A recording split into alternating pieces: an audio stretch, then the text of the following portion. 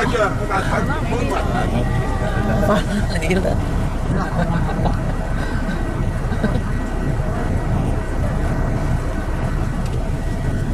Palace. It was the presidential palace for the King Farouk, the last king of Egypt.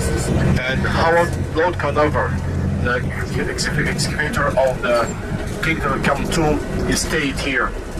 And Lord Carnarvon, the sponsor. So also you're gonna see another famous temple in front of you, which is called Luxor Temple. After a while, you can catch on your right side another temple, which is called Luxor Temple. Luxor Temple.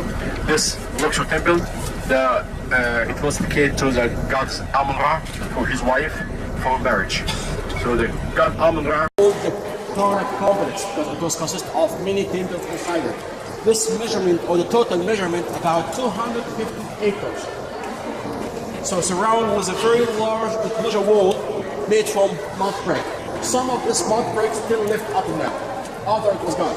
The main temple in this complex, which belongs to the god Amun-Ra, this temple, which consists of 60 acres. So the temple actually, it was consist of some items. The first of all, this is called cult temple. It was built and dedicated to the main god Amun-Ra. So the cult temple is supposed to be close to the water. So here it was a marine. After that, you can see the Sphinx Avenue on the both sides. And then you can go to see two pylons on both sides and then get inside to the open court. This open court is a simply point meeting for the ordinary people standing there. After that, each king comes start to add many different parts to the temple. You can see the second pylon, Hypostyle Hall, a third pylon, two others, until they reach to the Holy of the Holies. This is the most important place because we kept the statue of the god Amun over there and nobody entered the Holy of the Holies, just only the king and the high priest. The white stuff there, it's a sacred lake. One of the most important things to have a sacred lake linked to the river Nile. This sacred lake, it was used for many different purposes. The first one, it was used for purification and during the mummification process. And also it was used by the priests in the morning to take water and start to clean the temple, and also it was used by the king and during the mummification process. So the god Amun-Ra, in one of the famous festivals, getting out from his Holy of the Holies, stood ahead, take the marine, sailing in the river Nile, until going to the Luxor temple, and after spending 11 days here, in his way back, take the avenue and get inside from this open court, from the gate, straight ahead directly to the Holy of the Holies. That's one of the famous festivals taking place here in the Holy Temple.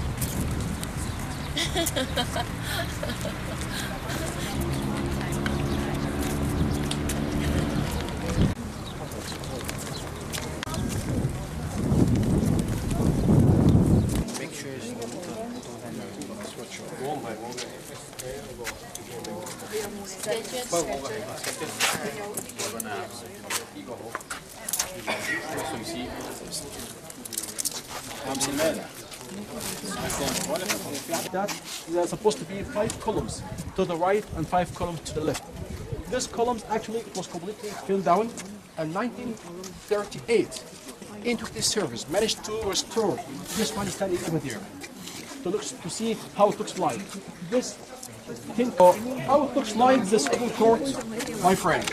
This open court looks like this. The 5 columns in each other side. How it looks like the 5 columns in each other side. How it looks like it's called Taharqa gate. Taharqa, that's one of the kings of the 25th dynasty. In the middle over there, you can see there's a platform, which when the high priest is carrying the boat of the god Amun, and you're going from the Holy of the Holies right through the main gate to go to the marine, you put the boat over there as a resting. And in the both side, you can see a ram headed over there, which belongs to the god Amun, with many different kind of the kings standing under the ship. Position. The statue has left legs stepping forward, like this one on the right side, and it has a straight false beard. It means that this statue, it was made when the king is still alive. Oh. Yes. Why the left legs stepping forward? So first of all, it's a military march. Because the military march starts with the left legs, and the king he was a head of the army. That's why it starts with the left legs. Second point is it's make a balance for the body because you are standing and your feet side by side in the body position, you fall down. That's why it's make a balance for the body. So if you see a statue to the left side, the feet side by side and the arms are crossed on the chest. And then It's meant that this is called Osiris position. It was made after the king passed away. And the black line, it's a water marks for the last flood hit Egypt, which date back to 1887. So the flood it was after this high. When the water comes with a water power, just to destroy a lot of things here in this hypostyle hole and on the other stuff. So before we're building the high dam, we cannot control on the not flood Nile. But after we build it to control it. So this is the last flood, 1887, hit this temple or hit Egypt. That's how it looks like here. So much damage made inside this hole of the hollows, or inside the hypostyle hole. That's because of flood. This is one of the high light spots in the temple.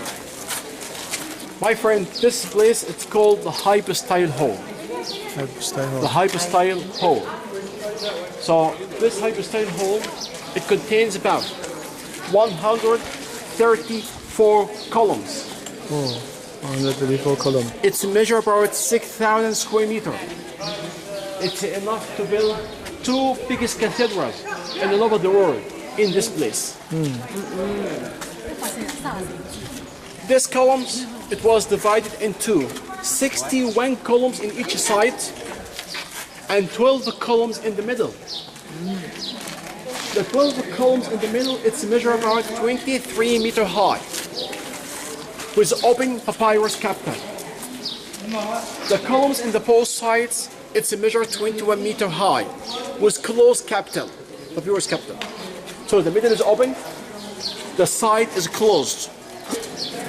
The side columns in the top, there were some windows to help the sunlight get inside here in this, or lighting this hole which completely covered, to make a little bit of light, to let the people feel a furnace, holiness, because this 12 columns in the middle, it was used as a passageway for the god Amun-Ra when he get out from the hole of the holies to pass through to go to the Nile.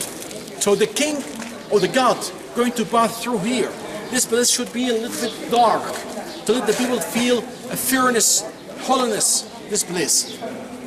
And carving until get the bottom. So the columns it was built from the bottom to the top, and they finished from the top to the bottom. How was this hypostyle hole at the time? It was like this. Oh, grand. It's beautiful. You see, it was completely roofed. It's solid or solid inside? Yeah. It's beautiful. Yeah, really beautiful. So because this is represented the plantation of the delta, this column is a point to like papyrus. It's point to the marsh of the delta. And this form is called nib in ancient Egyptian language. It's called owl. Who would like this is called dua and the stars. Who would like to say nib dua, which means that who would like to say all the people worshipping the gods. Worshipping the god. Yes, all the people worshipping the gods. So that's because a human hand when you go to worship, music for worshiping. So clever how they turn all this magical spells or into stones and carving all this in stones. All the columns around. You can see some colors still left over there. Look at the top of it. Clear color over there. Still. That means that this thing is completely painted and roofed. To the other side over there, you can see a man with two feathers above the head. The god Amun in another figure, with his wife god Zmut over there. This is one of the highlight spots here in this temple. It's called hypostyle hole. We call it also the first of the column. It was never ever seen anywhere in the whole world. Has this number of the columns. So all the kings who carving stones and building and also second until the camel, the building here stopped and added because it's called God Temple. And when the king died, they go into the western bank to bury it over there. All the temples, this belongs to all the kings. Because so many kings. So many kings. Because so I'm a king now, right now. So then this is the house of the God. I would like to be so close to the God. I would like the God to care of me.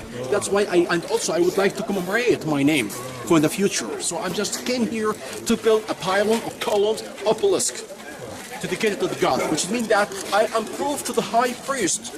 I'm so close to the God, I want the God to care of me. That's how the Upper and Lower Egypt. And after that, the name of the king. Ra. Ra means the king that was the third. And An, which means the giving offering to. Giving offering to. So that's how we get. That's always before looks like when you're going to write a name, you can write Sir, dash, Tito, Mr. Sir, Logo. Always you put the title first. Nesubiti, the king of Upper and Lower Egypt. Sarah, the son of the god Ra, and the name of the king is inscribed inside the cartouche. So behind you, many different kinds of enemies. Them hands tied behind them back. Each one of the enemy, it has the name of his country over there. The country. The country. So to know that how many countries would like to come over Egypt. And the king Thutmose III, one of the famous warrior king, he made 16 war campaigns to protect Egypt borders. The Egyptian Empire during Thutmose III, it reached to Iraq, the granite. You see that one papyrus and one for the lotus. One papyrus is the symbol of the lotus. Lotus is the symbol of the crown. This is cool. I'm on. This is very tight.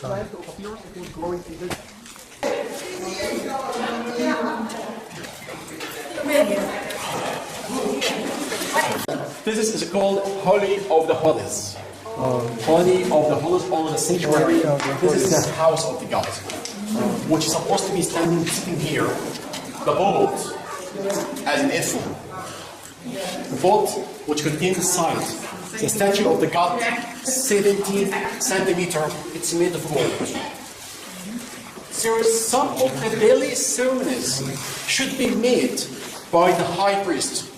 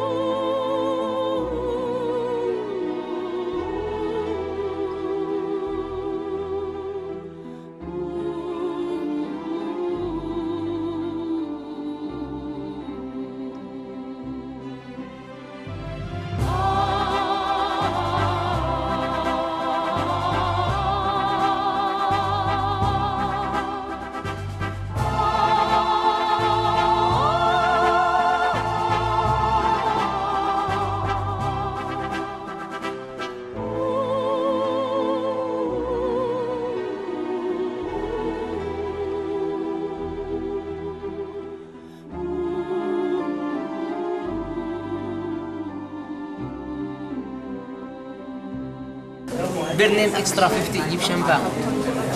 We see here two numbers. This modern number and this price in Egyptian pound. We have discount today because New Year birthday for this place. 10% of discount. 10%. 10%. we accept dollar, Mastercard, there's a card, Egyptian pound. If you have the money now, you can pay. Not a second.